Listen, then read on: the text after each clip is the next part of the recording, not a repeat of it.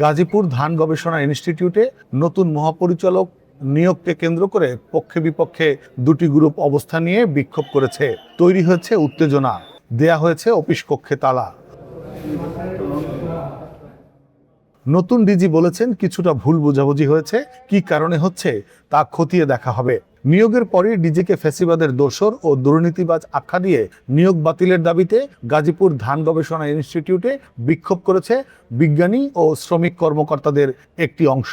তারা প্রতিষ্ঠানে তালা দিয়েছে।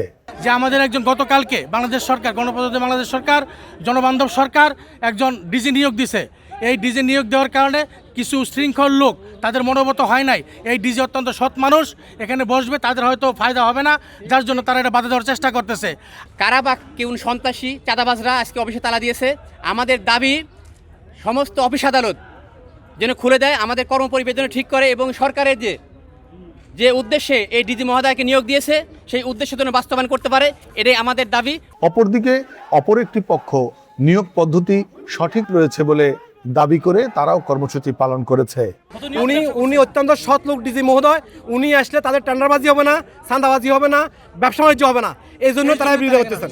এই জন্য বিগত সরকার 1 মাস বিভিন্ন ডাটা কালেকশনের পর এবং উনি একজন সৎ লোককে নিয়োগ দিয়েছেন, আমরা এটা হ্যাপি।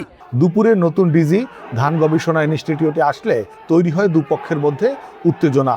নতুন ডিজি বলেছেন কিছুটা ভুল বুঝাবুঝি হয়েছে, কি কারণে হচ্ছে তা খতিয়ে দেখা হবে।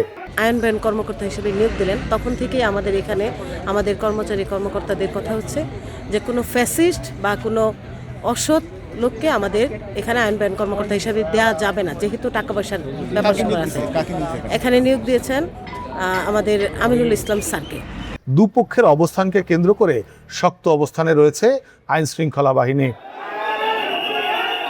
Desk report, next Bangladesh 24।